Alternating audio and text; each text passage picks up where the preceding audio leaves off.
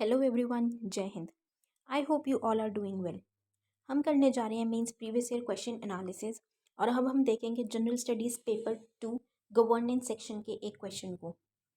तो मैं उम्मीद करती हूँ गाइस आप लोगों ने इस क्वेश्चन को अटेम्प्ट किया होगा और एक आंसर फ्रेम किया होगा।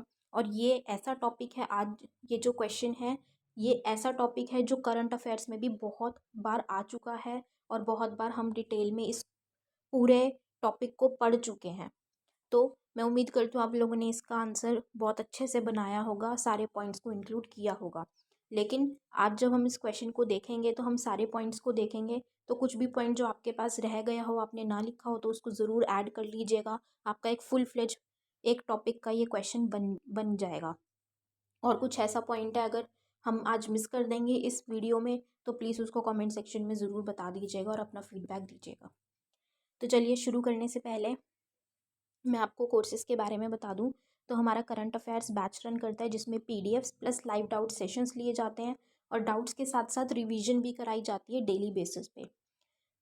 जीएस का प्री प्लस मेंस बैच है, हाईली रिकमेंडेड बैच है गाइस, बिल्कुल ज़ीरो से तैयारी कराई जा रही है। एनसीईआरटी 6 क्लास से लेके एडवांस बुक्स तक की कवरेज कराई जा रही है। मेंस आंसर राइटिंग बैच है जिसमें हाईली एक्सपीरियंस फैकल्टी है, बिल्कुल रियल टाइम बेसिस पे वो एनसीईआरटी से उठा के बिल्कुल बेसिक से आंसर राइटिंग की प्रैक्टिस करानी शुरू करवा रहे हैं और एडवांस लेवल तक वो आपको इतना ट्रेन कर देंगे आंसर्स में, इतनी आपकी स्पीड इंक्रीज़ हो जाएगी कि आप मेंस बहुत अच्छे से और बहुत प्रॉपर वे में क्लियर होने लायक लिख पाएंगे। एनसीईआरटी बैच रन कर रहा है हमारा जिसमें self study plus test series batch बोला जाता है और उसमें डेली बेसिस पे टारगेट्स दिए जाते हैं और उसके साथ ही टेस्ट सीरीज़ भी दी जाती है ताकि आपकी प्रिपरेशन और ज़्यादा एनहांस हो जाए, क्योंकि एनसीईआरटी ऐसी है जहाँ से यूपीएससी क्वेश्चंस उठा के पूछती है सबसे ज़्यादा। तो इन कोर्सेज़ को एनरोल करने के लिए आप नीचे दिए गए नंबर 9713282838 पे व्हाट्सएप या टेलीग्राम पे टेक्स्ट करके आप डिटेल्स ले सकते हैं और एनरोल करवा सकते हैं अपने आप को। तो चलिए आज का सेशन शुरू करते हैं। हमारा क्वेश्चन है, discuss the role of public accounts committee in establishing accountability of the government to the people. जनता के प्रति सरकार की जवाबदेही तय करने में लोक लेखा समिति की भूमिका की विवेचना कीजिए। ये question GS2 general studies paper 2 governance section के अंडर आता है और ये क्वेश्चन यूपीएससी ने 2017 में पूछा था। तो जब हम इस क्वेश्चन को देखते हैं तो हमें क्या दिख रहा है, क्या पूछा गया है, पब्लिक अकाउंट्स कमेटी के रोल के बारे में हमसे पूछा गया है। लोक लेखा कमेटी का की क्या भूमिका है उसके बारे में पूछा गया है कि वो ऐसी महत्वपूर्ण क्या भूमिका निभाता है जिससे कि वो सरकार की जवाबदेही बना देता है लोगों के प्रति। अब जब हम बात करते हैं कि इंडिया में, हमारे भारत में सबसे ऊंचाई पे मतलब सबसे ऊंचे लेवल पे कौन है, तो कोई बोलता है ऑनरेबल प्रेसिडेंट, बट नहीं, ऑनरेबल प्रेसिडेंट नहीं है। अगर सबसे ऊंचा है तो वो कौन है, लोग, पीपल ऑफ इंडिया। हम अपने प्रियम्बल में भी देखते हैं, प्रियम्बल में किससे स्टार्ट होता है, we the people of India. तो वो लोग हैं, तो लोगों के प्रति अब जो सरकार आई है, सरकार भी कौन चुनता है, किसकी बदौलत वो सरकार आज राज कर रही है, रूल कर रही है, क्यों, क्योंकि लोगों ने उस सरकार को चुना है अपने लिए, अपने बेनिफिट के काम करने के लिए, अपने वेलफेयर के लिए। तो वो सरकार की लोगों के प्रति जवाबदेही भी होती है। तो उस जवाबदेही को बरकरार रखते हैं, बनाता है कौन, पब्लिक अकाउंट्स कमेटी। तो उसमें उसका क्या रोल, क्या अहम भूमिका पब्लिक अकाउंट्स कमेटी निभाता है, हमें ये बताना है। तो अब हम देखें तो हमारे यहाँ पे पॉइंट ऑफ फोकस क्या आता है, पब्लिक अकाउंट्स कमेटी, पैक्स जिसे हम बोलते हैं। ठीक है, तो पैक्स को हम क्या करेंगे, पैक्स के बारे में हम इंट्रोडक्शन में बताएंगे। पब्लिक अकाउंट्स कमेटी क्या है, क्या उसकी कॉम्पोजिशन है और ये कब आई थी, वो हम थोड़ा सा इंट्रोडक्शन में बताएंगे। उसके बाद हम मेन पार्ट में अपनी बॉडी में क्या बताएंगे, उसके रोल के बारे में बताएंगे कि ऐसा उसका क्या रोल है, क्या उसकी अहम भूमिका है जो वो जवाबदेही बनाने में, अकाउंटेबिलिटी बनाने में हेल्प करती है। ठीक है, उसके बाद हम एंड में कंक्लूड करते हुए अपने आंसर को फिनिश करेंगे। तो चलिए स्टार्ट करते हैं। पब्लिक अकाउंट्स कमेटी क्या है, उसको एक बहुत महत्वपूर्ण दर्जा दिया गया है, बहुत महत्वपूर्ण कमिटी माना गया है, एक फाइनेंशियल कमिटी माना गया है उसको। ऐसा क्यों? क्योंकि वो वित्तीय मामलों में, फाइनेंस के मामलों में जवाबदेही बनाती है। पार्लियामेंट में वो वित्तीय मामलों में जवाबदेही बनाती है, एक अकाउंटेबिलिटी, फाइनेंशियल अकाउंटेबिलिटी क्रिएट करती है, एक प्रोसेस बनाती है जिसमें कि सरकार अकाउंटेबल होती है। और वो अकाउंटेबल कैसे होती है कि पैक्स में, अगर ये पूछा जाए तो पैक्स का चेयरमैन कौन होता है? ऑपोजिशन। ऑपोजिशन के मेंबर्स क्या होते हैं? ऑपोजिशन का मेंबर पैक्स का चेयरमैन होता है। तो अब अगर एक चीज़ और हम थोड़ा सा समझ के चलेंगे कि अगर पैक्स में ये पूछा जाता है प्रीलिम्स पॉइंट ऑफ व्यू से भी, अगर कि पब्लिक अकाउंट्स कमेटी में एज पर कॉन्स्टिट्यूशन जो चेयरमैन है वो ऑपोजिशन पार्टी से होते हैं, तो वो गलत होगा, क्योंकि कॉन्स्टिट्यूशन में ऐसा कुछ नहीं बताया गया है। ये एक कन्वेंशन के तहत चलता हुआ आ रहा है कि ऑपोजिशन मेंबर को ही चेयरमैन बनाया जाता है। और उसका उसका रीज़न एक ये बताया जाता है उसके पीछे कि जो सरकार रूलिंग पार्टी है, मतलब जो रूलिंग पार्टी गवर्न कर रही है, सरकार है एक्चुअल में, वो सरकार क्या कर रही है? वही तो खर्चे कर रही है, वही काम कर रही है। तो अगर पब्लिक अकाउंट्स कमेटी का चेयरमैन भी वही होगा, तो जो लोग एक्चुअल में खर्चे कर रहे हैं तो वो अपनी गलतियां थोड़े ना बताएंगे कि कहाँ पे अननेसेसरी खर्चा किया जा रहा है, एक्सपेंडिचर किया जा रहा है, या फाइनेंस को किस तरीके से यूज़ किया जा रहा है, अच्छे तरीके से या बुरे तरीके से। वो सिर्फ अच्छा ही बताएंगे, तो इसीलिए। और ओपोजिशन वालों का क्या काम होता है? वो सरकार की पॉलिसीज़ में क्या कमियां हैं, या वो कहाँ पे गलत जा रहे हैं, वो कहाँ गलत एक्सपेंडिचर कर रहे हैं, वो उसको बढ़ाते हैं, ताकि अगली बार जनता क्या करे? उनको चूज़ करे, ना कि जो अभी प्रेजेंट गवर्नमेंट है उसको चूज़ करने की बजाय अगले इलेक्शंस में अपोजिशन वाले जो फिलहाल है उनको रूलिंग पार्टी बना दें। तो इसीलिए वो कमियां निकालते, लेकिन वो कमियां एक्चुअल में एक डेमोक्रेसी के लिए बहुत हेल्दी प्रूव होती है, बहुत अच्छा माना जाता है उसको। तो इसी रीज़न के चलते पब्लिक अकाउंट्स कमेटी का चेयरमैन भी किसको बनाया जाता है? ऑपोजिशन पार्टी के मेंबर को, ताकि वो गलतियां बता सके और उसको हाईलाइट कर सके। तो इसीलिए उसमें बहुत सारे मेंबर्स भी इंक्लूडेड होते हैं। 22 मेंबर्स बोला जाता है, पार्लियामेंट के 22 मेंबर्स होते हैं उसमें, 15 मेंबर्स लोकसभा के होते हैं और 7 मेंबर्स उसमें राज्यसभा के होते हैं। और अगर हम एक्ट की बात करें तो ये कमिटी इस्टेब्लिश की गई थी under government of India act 1919 के तहत। और इसको एक्चुअल में अगर फॉर्मुलेट कब किया गया था, इस्टेब्लिश कब हुई थी, गठन हुआ था इसका 1921 में। ये हमने बात करी इंट्रोडक्शन की। अब हम बात करेंगे इसके मेन पार्ट की, कि कैसे ये जवाबदेही बनाती है, सरकार को जवाबदेह बनाती है, सरकार की अकाउंटेबिलिटी क्रिएट करती है। सबसे पहला, examining the budgetary appropriations and accounts of government. ठीक है, तो क्या करती है? सरकार के बजटीय विनियोगों और लेखाओं को के बारे में एक रिपोर्ट देती है, बताती है। मतलब सरकार ने क्या क्या खर्चे किए हैं, क्या सरकार के अकाउंट्स हैं, क्या लोन है, कैसे वो काम कर रहा है, उसके अकाउंट्स को एग्जामिन करती है, देखती है। ठीक है, पब्लिक अकाउंट्स कमेटी। और उसके साथ ही साथ अब हम एक कॉन्स्टिट्यूशन में हमारी एक बॉडी मेंशन्ड होती है, क्या? Controller and auditor general, CAG. तो कैग क्या करती है? जो कैग एनालिसिस करता है, कैग जो ऑडिटिंग करता है, वो ऑडिटिंग करके अपनी रिपोर्ट्स को पैक्स के पास भेजता है, पब्लिक अकाउंट्स कमेटी के पास भेजता है। उसके बाद उसमें पब्लिक अकाउंट्स कमेटी उस पर उसको एग्जामिन करती है, उस पर रिसर्च करती है, और ये पता लगाते हैं कि गवर्नमेंट किस तरीके से काम कर रही है, किस तरीके से एक्सपेंडिचर कर रही है, जो लक्ष्य या जो गोल उन्होंने सेट किया था, जिस चीज़ के लिए वो पैसा निकाला गया था कंसोलिडेटेड फंड से, या जिस चीज़ के लिए पैसा खर्च करने की बात की गई थी, वो वहीं पे खर्च कर रहे हैं कि नहीं कर रहे, या वो अप्रोप्रिएट जगह पे लगा रहे हैं कि नहीं लगा रहे। तो वो ये सारी चीज़ें देखते हैं, कैग की रिपोर्ट को देखते हैं, और ये देखते हैं कि किस तरीके से काम किए जा रहे हैं, प्रोजेक्ट्स प्रोग्राम्स जो बोले गए हैं वो एक्चुअल में प्रॉपर तरीके से एग्जीक्यूट किए भी जा रहे हैं कि नहीं, वो इम्प्लीमेंटेशन प्रॉपर वे में हो रही है कि नहीं हो रही। तो ये काम कौन करता है? पब्लिक अकाउंट्स कमेटी करती है। और अगर ऐसा कहीं पे भी फॉल्ट उनको दिखता है तो वो उसको पब्लिक की लाइट में लेके आते हैं, ताकि लोगों को पता चले कि सरकार कैसे काम कर रही है।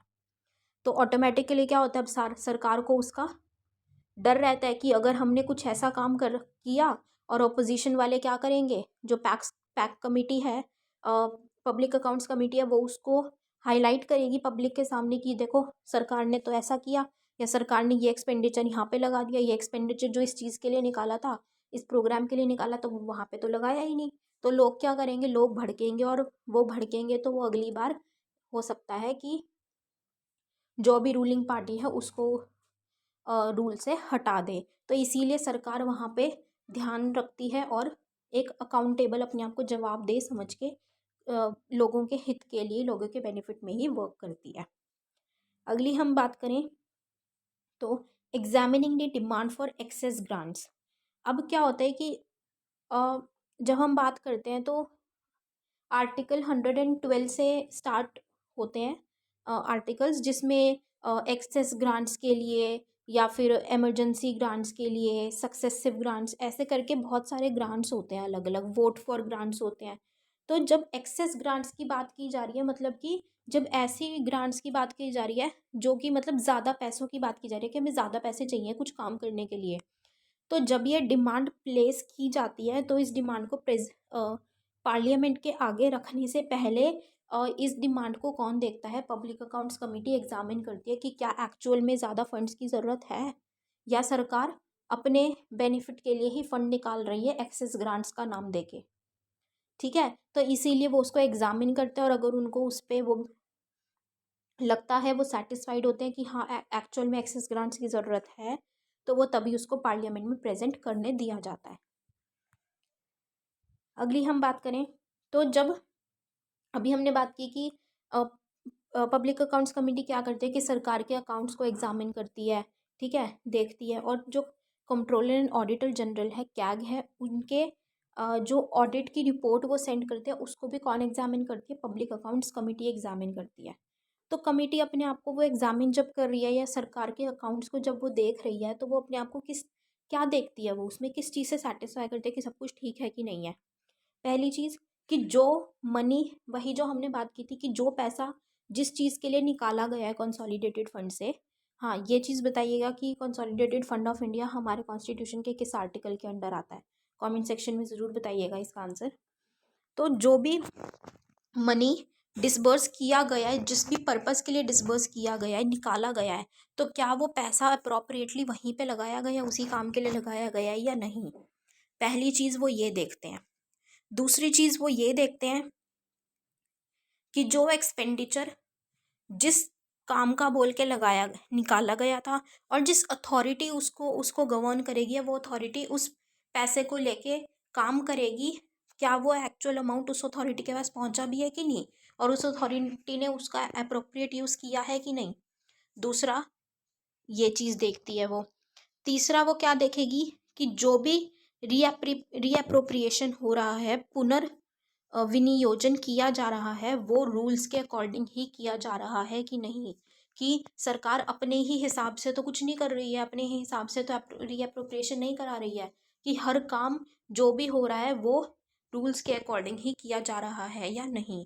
तो ये काम भी कौन करती है, पब्लिक अकाउंट्स कमेटी करती है। और जब वो इन चीज़ों को एग्जामिन करती है तो बेसिकली वो सरकार के काम को ही देख रहे हैं कि सरकार पब्लिक के लिए किस तरीके से काम कर रहे हैं। तो इसीलिए ऑटोमेटिकली क्या हो जाता है, सरकार की अकाउंटेबिलिटी बढ़ जाती है, वहाँ पे सरकार अकाउंटेबल प्रूव हो जाती है वहाँ पे।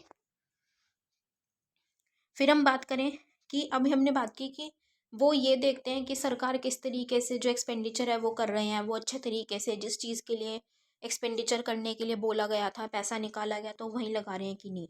तो वो जो पैसा क्या होता है, जो कंसोलिडेटेड फंड ऑफ इंडिया की बात करते हैं, वहाँ किसका पैसा होता है, अल्टीमेटली पीपल का ही तो पैसा होता है, हमारी जनता का ही तो अमाउंट है, वो जो जनता टैक्स पे करती है वो वही जाता है कंसोलिडेटेड फंड ऑफ इंडिया में, लोगों का जो पैसा है वही जाता है।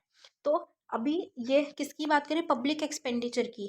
तो ये पब्लिक एक्सपेंडिचर हर तरीके से देखा जाता है, कमिटी हर नज़रिए से, हर एक एंगल से, हर एक नज़रिए से देखती है, चाहे वो लीगल पॉइंट ऑफ व्यू हो, चाहे वो टेक्निकल हो, चाहे वो इकोनॉमिक हो। ठीक है, तो वो हर तरीके से उसको देखते हैं ताकि वो ये जान सके कि कहीं से भी या किसी भी वे में कहीं पे पैसा वेस्ट तो नहीं किया जा रहा है, पैसा अपने लिए यूज़ तो नहीं हो रहा, करप्शन तो नहीं किया जा रहा है, या कहीं पे लॉस तो नहीं हो रहा है किसी चीज़ का, तो वो हर वे से, हर एक एंगल से उसको समझने की कोशिश करते हैं और उसको एनालाइज करके रखते हैं। तो ये पब्लिक अकाउंट्स कमेटी करती है काम। तो ये तो हमने देखे कि क्या क्या पब्लिक अकाउंट्स कमेटी करती है, क्या उसके रोल हैं और कैसे वो अकाउंटेबिलिटी बनाती है। लेकिन जैसे हम बोलते हैं कि हर चीज़ के दो पहलू होते हैं, एक अच्छा तो एक बुरा। ना तो कोई चीज़ पूरी तरीके से अच्छी होती, ना कोई चीज़ पूरी तरीके से बुरी होती। तो सिमिलर वे में पब्लिक अकाउंट्स कमेटी की भी कुछ डीमेरिट्स हैं, कुछ अवगुण हैं उसके। तो वो डीमेरिट्स क्या हैं कि क्या ऐसे फैक्टर्स हैं जिसकी वजह से वो अकाउंटेबल एनफोर्स करने में, जवाबदेही बनाने में कहीं ना कहीं पीछे रह जाती हैं। तो वो क्या हैं? सबसे पहली चीज़ कि अभी हमने बात की कि वो इरेगुलरिटीज़ या कहाँ पे दिक्कत हो रही है, किस तरीके से अगर ढंग से फंड यूज़ नहीं किया जा रहा है, तो वो पब्लिक अकाउंट्स कमेटी उसको हाईलाइट करती है, एग्जामिन कर लेती है और बताती है उसको। लेकिन उनको बताने का या उनको हाई जब वो एग्जामिन करती है, उसको हाईलाइट करती है, तो उसको करेक्ट करने के लिए ऐसा कोई मेजर नहीं है जिससे कि वो उसको ठीक कर सके।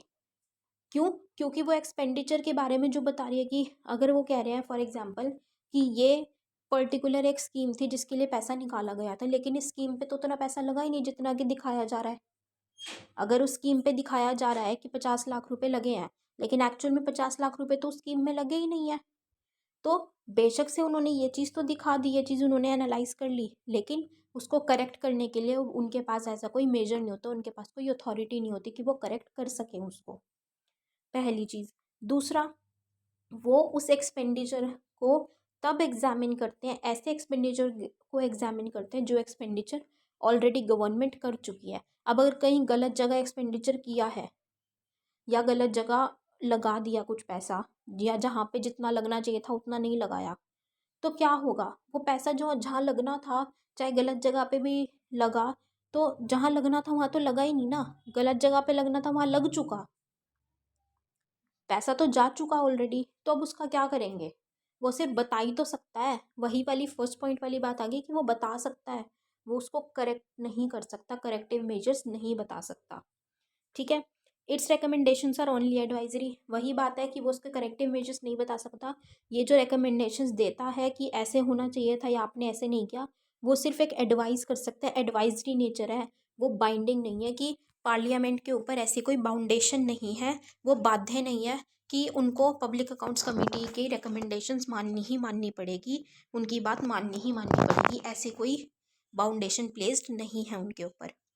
Last, public account committee has got no mandate to examine the policy on broader sense।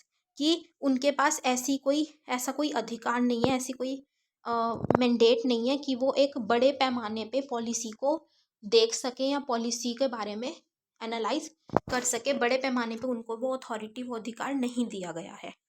तो ये थी इनकी डीमेरिट्स की पैक्स।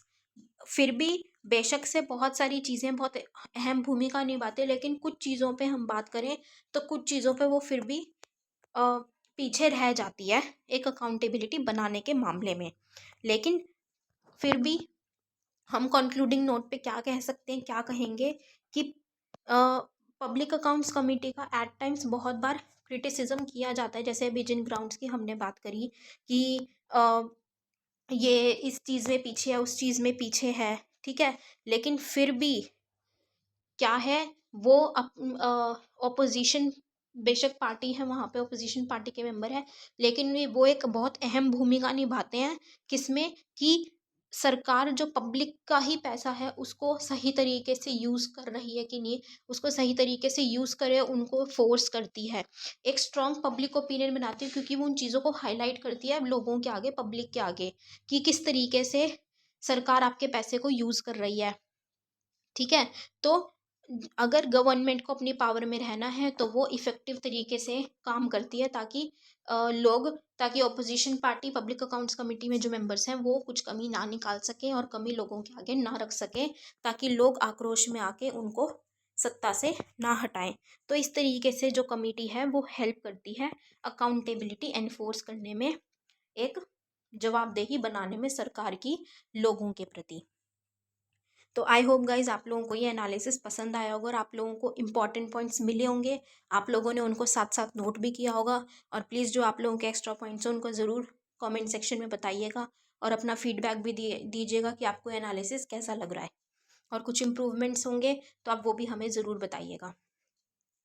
तो एंड में मैं आपको कोर्सेज़ की डिटेल्स देते हुए कि हमारे करंट अफेयर्स बैच रन करें जिसमें PDFs plus live doubt sessions लिए जाते हैं रेगुलर बेसिस पे, और रिवीजन भी कराई जाती है उसी के साथ साथ। जीएस का प्री प्लस मेंस बैच है गाइस, हाईली रिकमेंडेड बैच है। स्टेट पीसीएस एग्जाम्स भी स्टार्ट होने जा रहे हैं कुछ टाइम पे, तो बकअप बहुत जल्दी हमें बिल्कुल अच्छे से प्रिपरेशन करनी है। और ये बैच ऐसा है जो आपको प्रीलिम्स प्लस मेंस दोनों की बहुत अच्छे से तैयारी करा देगा, और ज़रूर डेडिकेटेडली आप फॉलो करेंगे तो आपका प्रीलिम्स भी और मेंस भी ज़रूर निकलेगा। मेंस आंसर राइटिंग बैच है जो बिल्कुल बेसिक से आपको कराया जाएगा, आपकी इवैल्यूएशन होगी और इम्प्रूवमेंट भी बहुत अच्छे लेवल पे आपकी हो जाएगी। और एनसीईआरटी बैच है जिसमें आपको डेली बेसिस पे टारगेट्स दिए जाते हैं और टेस्ट सीरीज आपकी चलती हैं बिल्कुल डेली बेसिस पे, ताकि आपकी परफॉर्मेंस, आपकी प्रिपरेशन और ज़्यादा एनहांस हो जाए। So thank you guys, I hope आप लोगों को ये सेशन पसंद आया होगा। Thank you so much, have a great day ahead. जय हिंद।